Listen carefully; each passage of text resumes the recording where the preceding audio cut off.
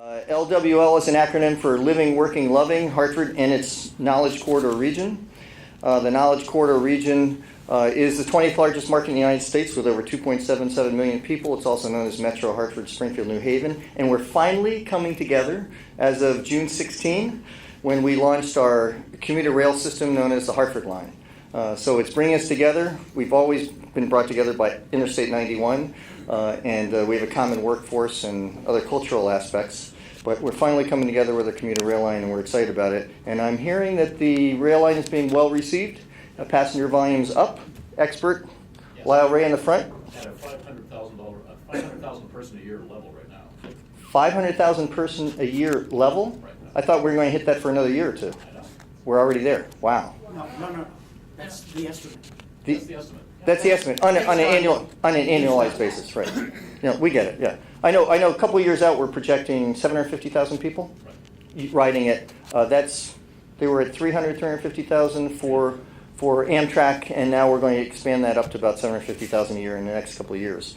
But as we know, CT Fast Track hit what, 4 million? 9 million in 3 years. 9 million in 3 years. Fantastic. Those are what we're projected out. What, 30 years? Yeah, but 2030. Yeah, 2030 is what we project out, and we're already hitting it. Phenomenal. Maybe we can do that with bicycles. We'll see. Bike share. There are 3 components: bicycles, bus rapid transit, and commuter rail. Let's see what we can do.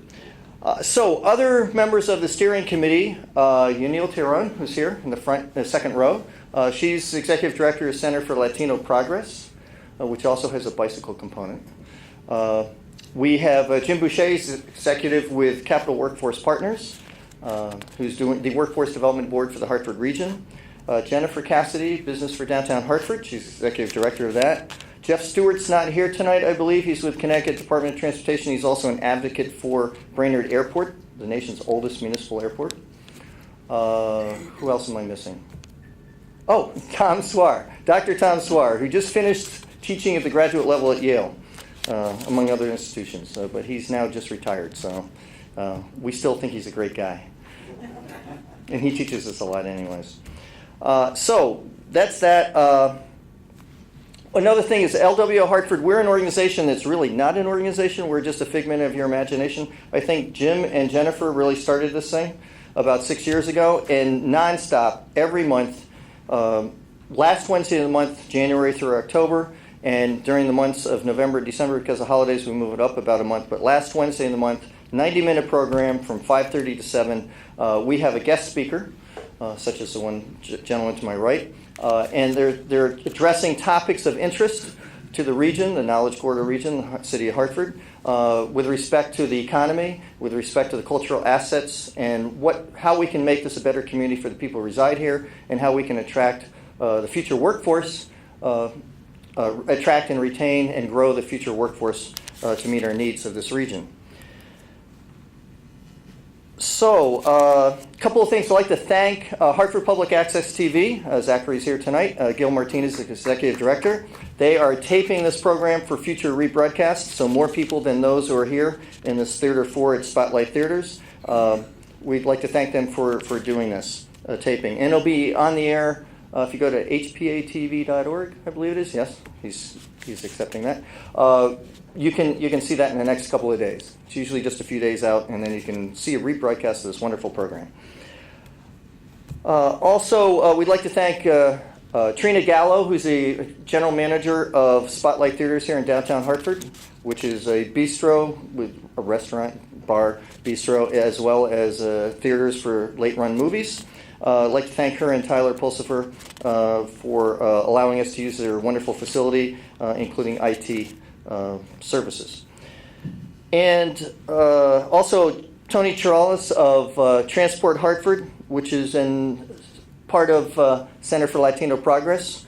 They're promoting overall transportation, I learned tonight. It's not just bicycle transportation, overall transportation throughout Metro Hartford. And they provide the appetizers that you had tonight. Hopefully you availed yourself of those. I think that's it for who we'd like to thank. Upcoming programs, just like to address a couple of those. Wednesday, July 25th, right here at Spotlight, We still need a confirmation on that, but I think it's going to happen, as Trina indicated tonight. But it should be here, and that's Stefan Palmer, who's in the front row, sitting next to Lyle Ray from Krag, and he's from Youth on Fire. I've been working with him through Hartford Kiwanis Club and other organizations, and he is helping out the youth, mentoring them. He's developing family-oriented programs. For example, the kite flying contest at Palmer Memorial Center on the north end of Main Street. He was the one who put that together with other organizations, Catholic Charities among others. He did the Easter egg hunt. He just did this past Saturday. I attended a little bit of that. Dinner with fathers. He's working on recognizing and helping fathers who have children in the neighborhood and trying to get them back to a family situation. And that was a wonderful thing, giving dignity to the fathers and getting them back into the fold with their families.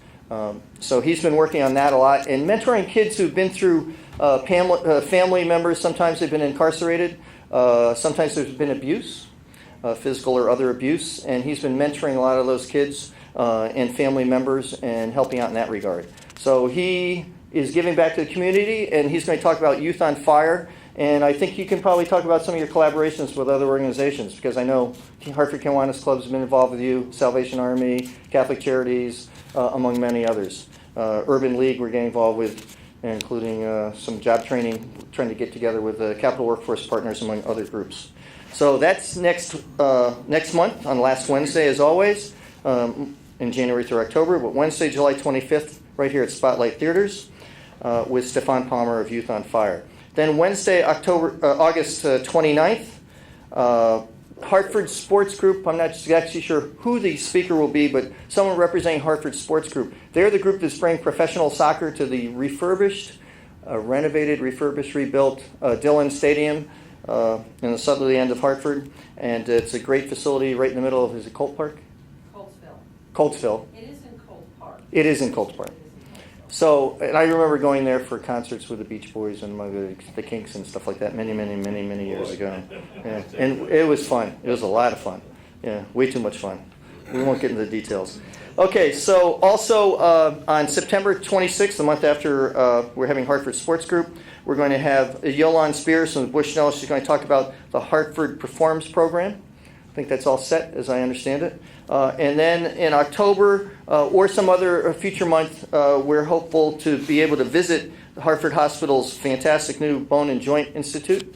So it's either be October, November, December, January, somewhere in that period, time frame. And Carrie Hammond, who's here, she's right over here. She's been helping us to organize that. Thank you very much, Carrie. And so we hope to do that sometime mid to late fall, if not into the winter. So our programming is getting pretty set. We're actually well ahead of where we normally are at this point. Jennifer Cassidy indicated Business for Downtown Hartford. They have a Lunch and Learn program. July 17th is the next one coming up at Changio Rosa, which is the new restaurant right next to the Union Station, part of the Union Station complex, where Capital Workforce Partners has its offices. And it's a social media marketing program, and that will be lunchtime again on July 17th. There's another program on October, is that 18th? About an online marketplace. Bricks and mortar marketing. Okay, so sounds like, so do you have a website? Business for Downtown Hartford, go check it out. BFDH.org, and check it out, Lunch and Learn. And I know I just joined the Hallowed organization, and I've been to some of their programs. They've been fantastic. I'm Carrie Hammond. I work across the street at Infinity Hall, and we're sorry we can't be hosting an event like this. We used to host a number of them, but we have a special event going on tonight that we're actually, if anybody wants to come over afterwards and join us, you're welcome to. It's a free event. It's iHeartRadio is doing a partnership with St. Jude. Think about the research and things they do for children's medical issues. And the strange thing about it is, you just walk in the door and you'll get a wristband and you can have 2 free drinks. I mean, The Spotlight people are fine with me saying this. We're good friends. So yeah, so come over afterwards if you'd like. And yes, we have had many of our programs, and because we don't have a penny to our name, and don't try to donate to us because then we got to track it and we don't want your money. We have an organization without a penny to our name, so we like it that way. But we've been hosted by Infinity Music Hall many times, Dan Hinks and Kerry Hammond and company over there. We had Mayor Luke Bronin in the main theater, that beautiful 500-seat theater, where we've all seen many, many live music shows that are spectacular. So thank you to Infinity Music Hall, and thank you to Spotlight Theaters. So now we're going to get on to our program tonight. Scott Mullen of LimeBike Hartford, he's their Director of Expansion for the Northeast for LimeBike, and he's going to address the promise and potential of dockless bike share and LimeBike. So, and you're not running the program here, that's Darren? That's Darren Reese up in the back. Darren Reese right here in the back, whom I met earlier. He's actually running the Hartford program. And if the Hartford Current is correct, we're doing great. Thank you, Hartford. Yeah, okay, we are. Yes. Good. We have confirmation right there. So We had very high hopes, and you guys blew my expectations away, I will say that. really? Yeah. So CT Fast Track blowing our expectations away. Yep. The Hartford line maybe? Looks like Lyle Ray's indicating yes. Looks like we're blowing that away. And maybe we'll do it with bicycle share. Exactly, and thank you for that introduction. Do you want me to stand? Oh, I can be here? I thought you wanted me to delay. Thank you. So my name is Scott Mullen. As Peter mentioned, I'm with a company called Lime. You may know that when we first approached the city last fall, we were called LimeBike. Our company is 18 months old. We started in January of 2017. We incorporated. We're a California-based company, Silicon Valley. Venture capital funded. We are a private company. We don't ask for anything but permission to come in to a city. And this is different from traditional bike share systems like the one in New York, City Bike, like the one up in Boston, Hubway, which I actually ran from the launch in 2011 through its first million trips in 2013. So this is sort of kind of what I do, right? We want to come in and enable people to live car-like lifestyles. And the way we're doing that now is with the dockless mobility systems. So LimeBike is 18 months old, as I mentioned. We rebranded to Lime. We dropped the bike, although we're not dropping bikes. We dropped the bike because we are a mobility company. We have bicycles, we have electric bicycles, and we have electric push scooters, little stand-up scooters that you can ride around. And if you've been following the news in the mobility space right now, that's the hottest thing going. And it's, I will say as a bike advocate from way back, you asked me to mention a little bit about my background. I first started coming to Hartford in the late 90s. I was the advocacy editor for a bicycle magazine called The Ride. And I know a few of you remember The Ride in here. It was a regional independent publication.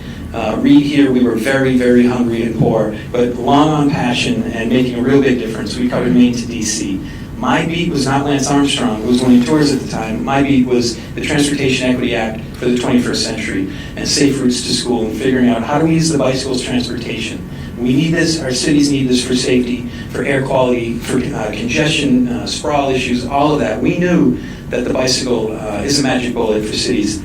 And I think the scooters are very interesting to me right now.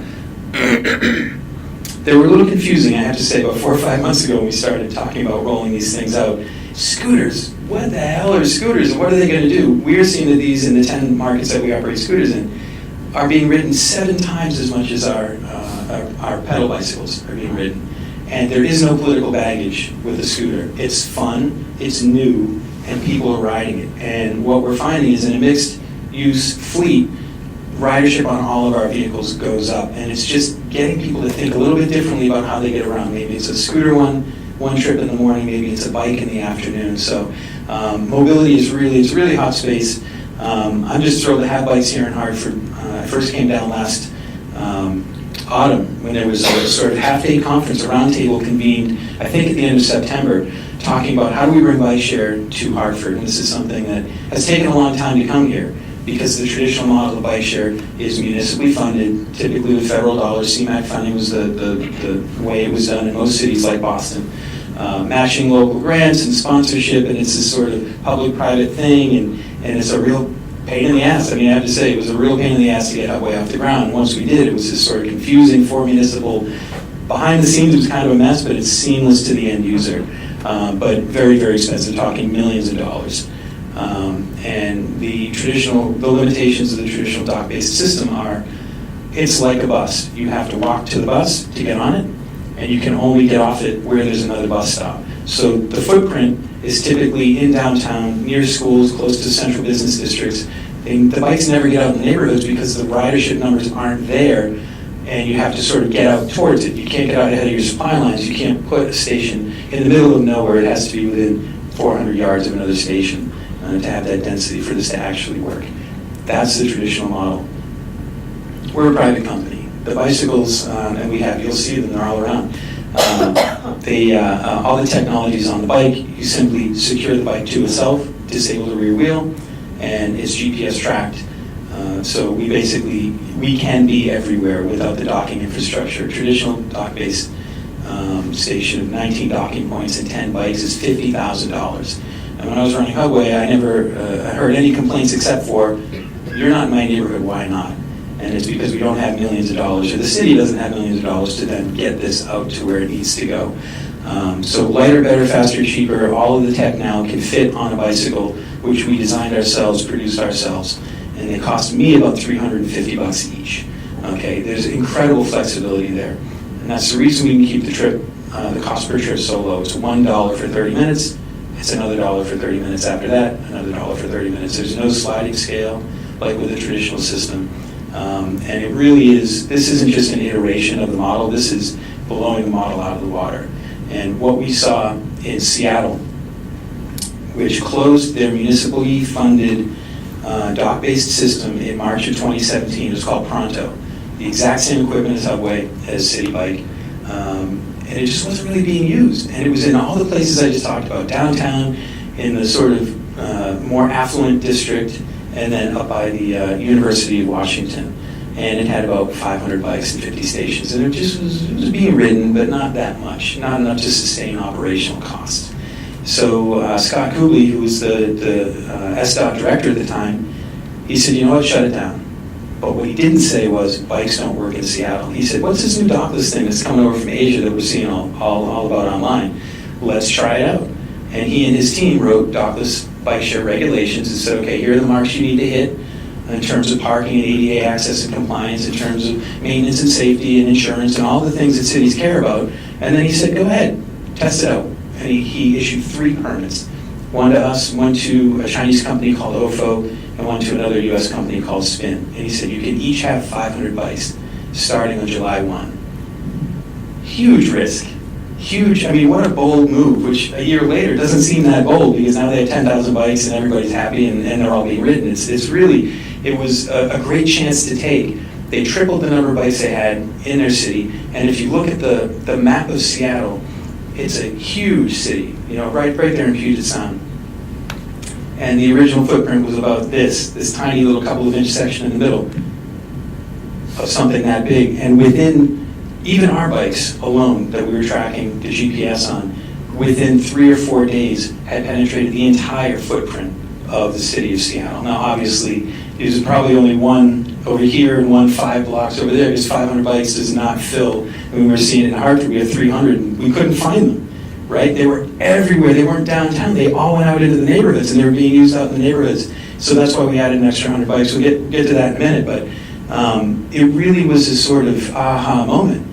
And the way the Seattle permit was written was every month you could go up 500 bikes if you prove that you can operate them sustainably. They're not left everywhere and in the way like everybody fears they will be. They sort of slowly turned up the gas. We currently operate 4,500 bicycles in the city of Seattle, and we're one of 3 companies, and they have a total of 8,000 or 9,000. So this is really, you know, showing exactly what Hartford has shown, that people want to ride, people will ride. Make bikes affordable, accessible, and available, and they will choose to ride a bike. Mind blown, I've used that term.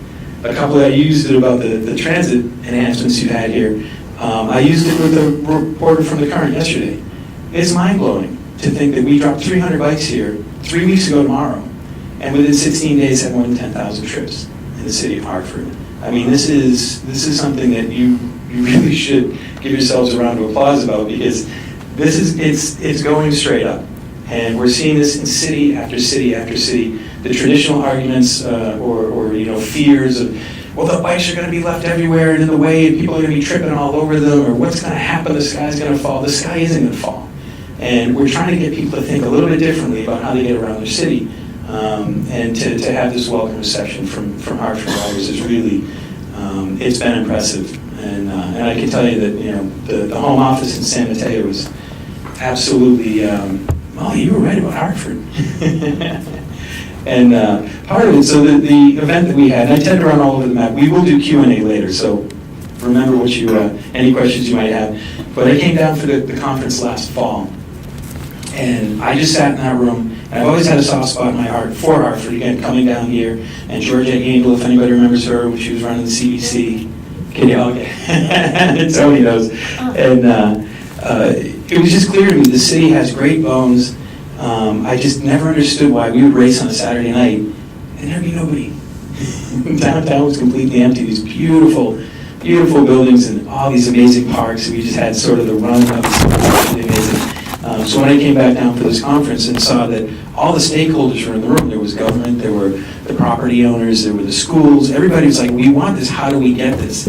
And my comments at the end were, I wanted to launch bike share down here before I even came into this room. Clearly Hartford has done the homework. Clearly Hartford is right for this. And these ridership numbers have proven that. Say quit. Yeah. Could you repeat the ridership numbers again? Yeah, the ridership numbers for the first, so you don't repeat them out of this room, you guys aren't wearing a wire. We're just like 20 trips shy of 11,000. And Darren and his team put out another 100 bikes today. We worked with Sandy to demonstrate, hey, here's the ridership that we're seeing. We would like to put out another 100 bicycles if you're down with that. The city approved, and boom, here we are with expanding our fleet by 33% within the first 3 weeks. So where is the top? We're not sure, but through constant analysis of the numbers, seeing where the trips are going, we have all the data. This is when we make a case to the city, say we don't think the fleet's right-sized yet, we want to go up another 100. If the city agrees, and if we're hitting all of our marks that we've agreed to in the permit, then that's where we're going to go. So, but yeah, props again to Darren for 100 bikes in a day, getting them out to you and the team. Thank you. What's that? Are you doing it? I don't think yet. Okay. Is that okay? Sure. But I can do a quick one. That's what I'm asking. Yeah, thank you. So you just want to So just briefly, how do you interact with our bicycles? We are primarily a smartphone app where you download the app, you walk up to the bike, you scan it, there's a QR code, or you can type in the 6-digit number.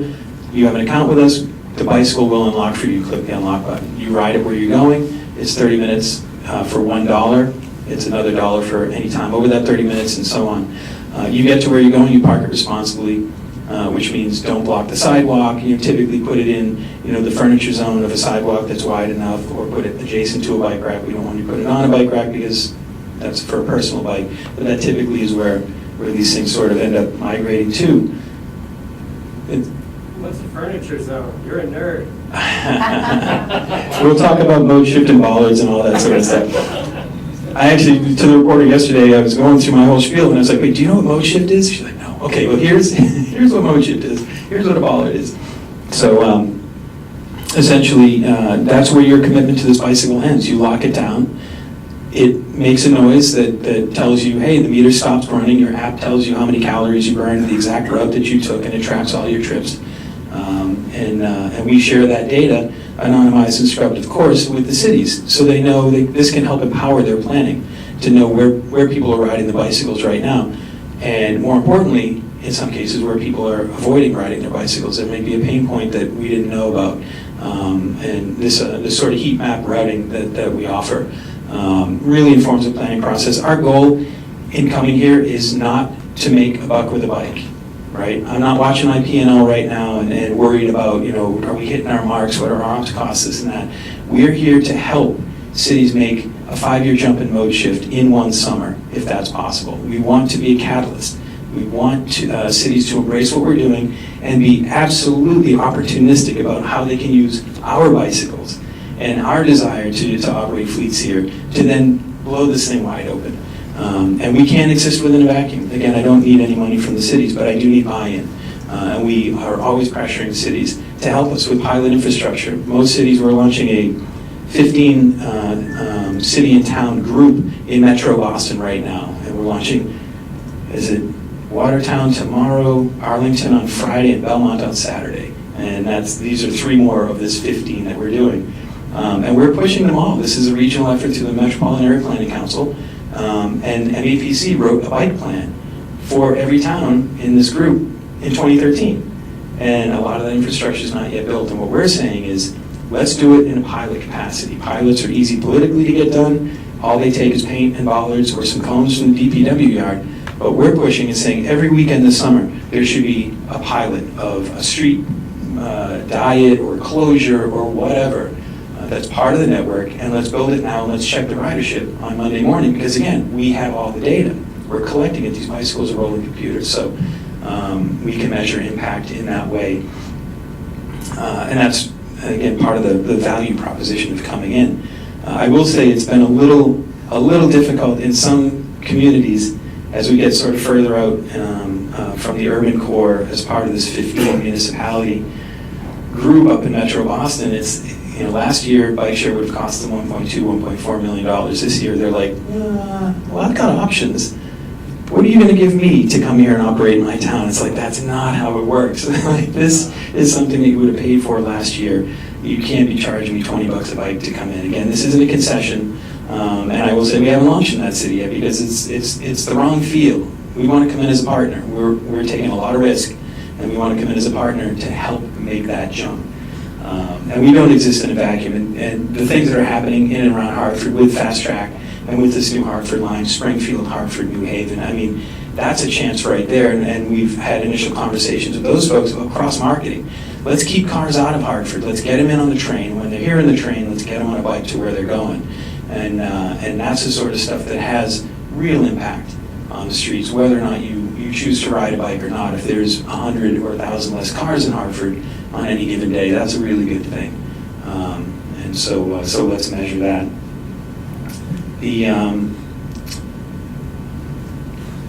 I guess maybe Q&A. What do you think? That's good. Do you want to start that? Well, I want to start right here because she was very nice and patient. You had one question. Let's use the mic. We need the mic. For the back. So you mentioned that you have 11,000 riders, no? Rides. How you measure from the start that they get in the bike, or for how many miles are they running? Not sure what 11,000 means. Yeah, 11,000 individual trackable trips, meaning there was a start and an end and a transaction. So there's sometimes someone will scan a bike and it will say it unlocked and it didn't. That will register as a trip in our system. We sort of scrub all that out. These are actual trips that started and ended and went somewhere. There was a user tied to them. How many of that have been paid? That I don't know. We offer, every first trip is free, and we did Lime Launch, I think is our promo code here, which offered 5 ride credits. So we want people to sort of try this out on us to see how does this integrate, but I don't have the revenue numbers. Yeah. Here and then there. What's the average length of time for each ride? Is it half an hour or over that? Less than that, about 23 minutes based on what we're seeing, about 0.6 miles is the average. Yeah.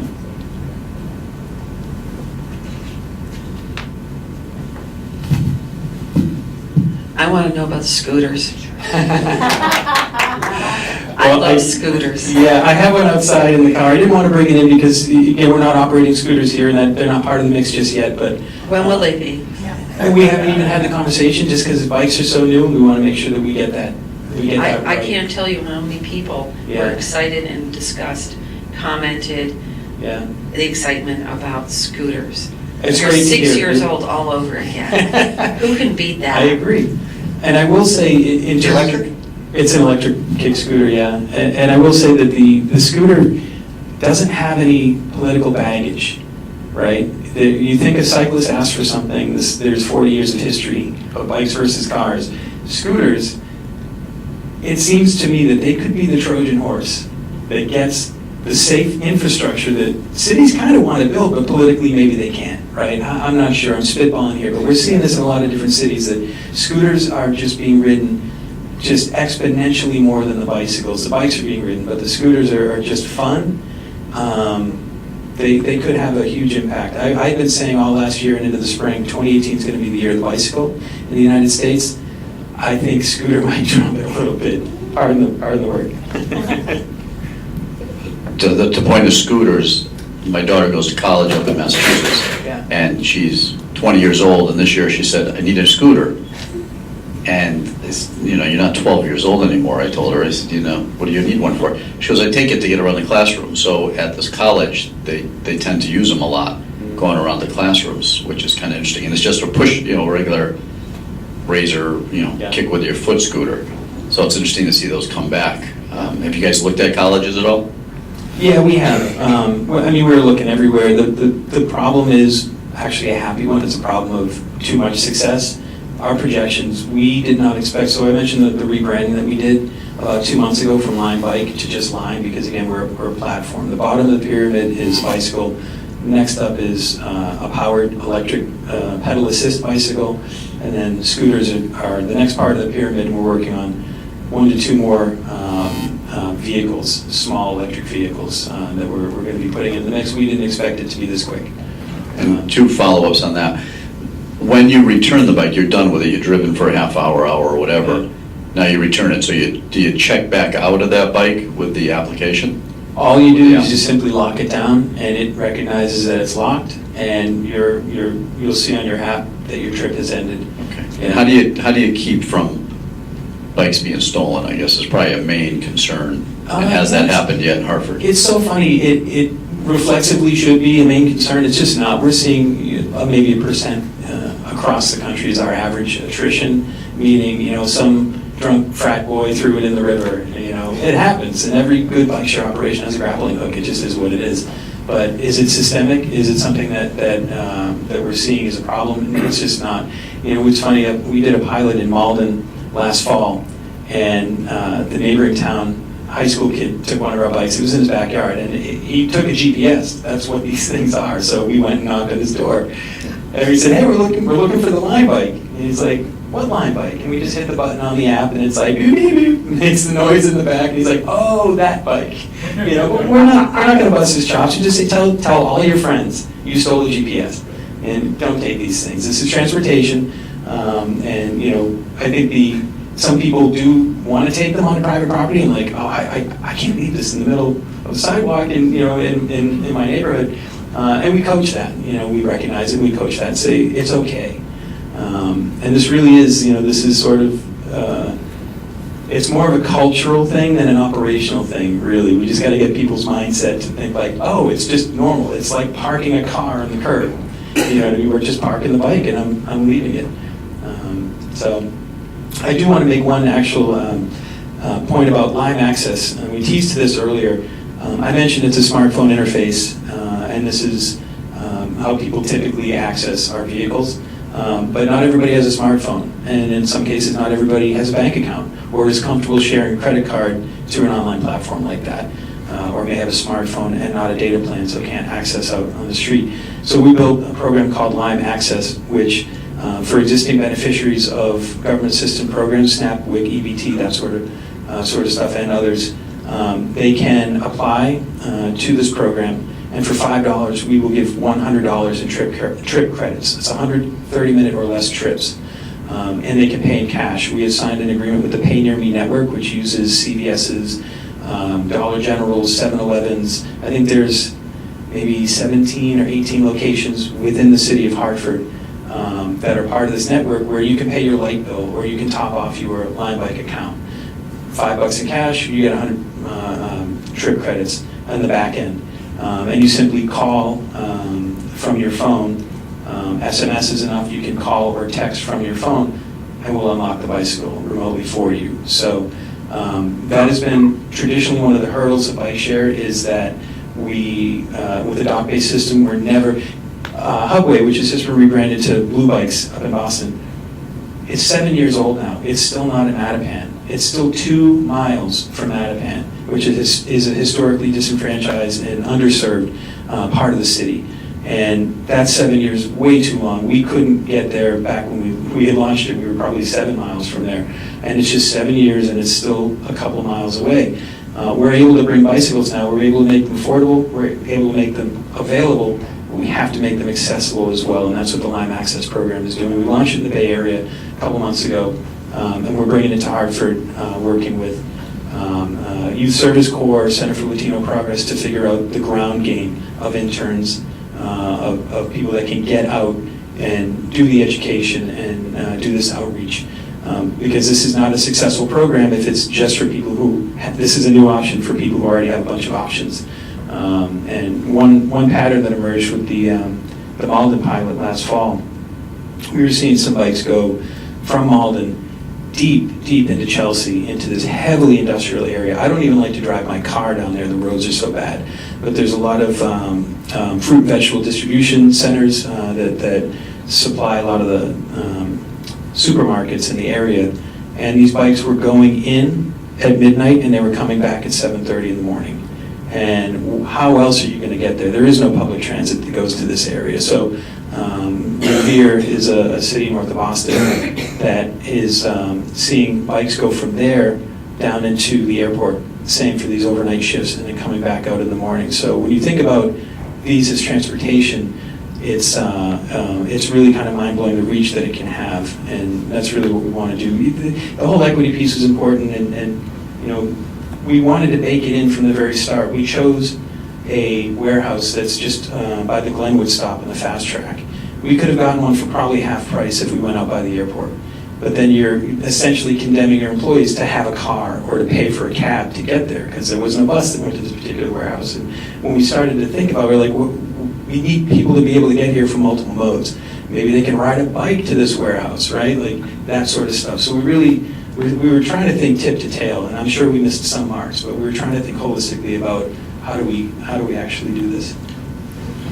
My first question is, how is the information given out to the public about the SNAP assistance for the free 100 rides? Yeah, we're working on that outreach now, and that's going to be through a pretty robust ground game with a lot of either Youth Service Corps, again, meeting with Tony to talk about some interns through CLP, but it's something that we haven't started the outreach yet, and we're a little behind the ball on that, and that's my fault, so we want to get that out there.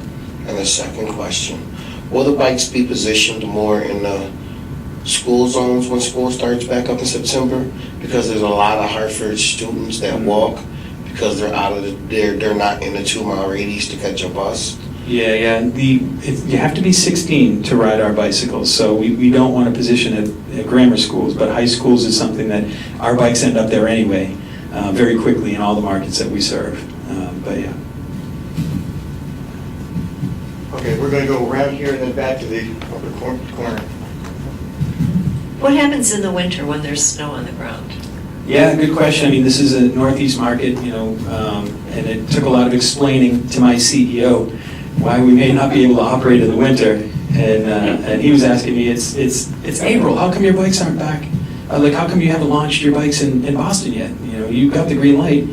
And we still had maybe 1.5 feet of snow. All the snow we got in March and very late in the spring. And I had to explain potholes to them. They don't have them out there, I guess. I don't know. They have rough roads, but we have portholes in Boston. I know you guys do too. So yeah, there's a little bit of a learning I have to do, for the folks higher up. But there's a natural depression of ridership that happens in the winter. It is what it is. What we don't want to do is just close up shop. Because again, if this becomes a reliable form of transportation and we just yank it out from underneath people for 3 months, but what we do want to do is have a realistically sized fleet. We have operationally plans for, and it can happen whether it's snow or a hurricane coming through, right? Like we have plans for how do we get our vehicles out of the right of way, which is essentially where they're parked, for major events like a big wind or rainstorm or a snowstorm. But there will be a right-sized fleet, meaning much less, in the winter. 2 quick questions. First is there anything preventing someone from taking a bike from Hartford out to West Hartford or to South Windsor Is this just going to happen organically, or are there ways that you have built in that it just can't be driven up there, or it can't be left there? Yeah. One in West Hartford. Yeah, absolutely, and this is the beauty of Dockless Bike Share. It uncovers patterns that we didn't know existed, and bike bleed is a good thing, we think. And we reached out to West Hartford and East Hartford specifically before we launched. Number one, saying, here's what Hartford's doing, do you want to be involved? And if not, is it okay? You know, if you don't want our bikes to come in ever, once they get in there, we'll send someone to come get them. We want to be a good neighbor, and we don't ever want to be seen as Ubering somebody, right? And I've been using that term as a verb lately because it's accurate. We come in, we ask permission, relationships matter to us. This is the core of our business, where we know we can have an impact greater than just a concession of coming in and renting out a few bikes, right? We know we can have a greater impact. We want to work collaboratively and directly with cities on that. So yeah, take it wherever you want, and if it comes back, great, and if it doesn't, we'll go get it. All right, second quick question. You were talking about Mattapan. Is there anything in city regulations in Boston that would prevent you folks from going into Mattapan? City regs, no. They do have an exclusive contract with their operator, which is a company called Motivate. They run New York, Chicago, San Francisco, Boston Bike Share. And I'll talk a little trash, just because they spent many years not developing new technology that would keep up with what is now the norm. They spent many years securing very long contracts that are exclusive. It doesn't really serve the people of Boston very well, and that's fine. But you know, what we want to do is be a good neighbor, and we've demonstrated that. Our bikes have started to bleed into the Hubway network. It's called Blue Bike now, Blue Cross Blue Shield.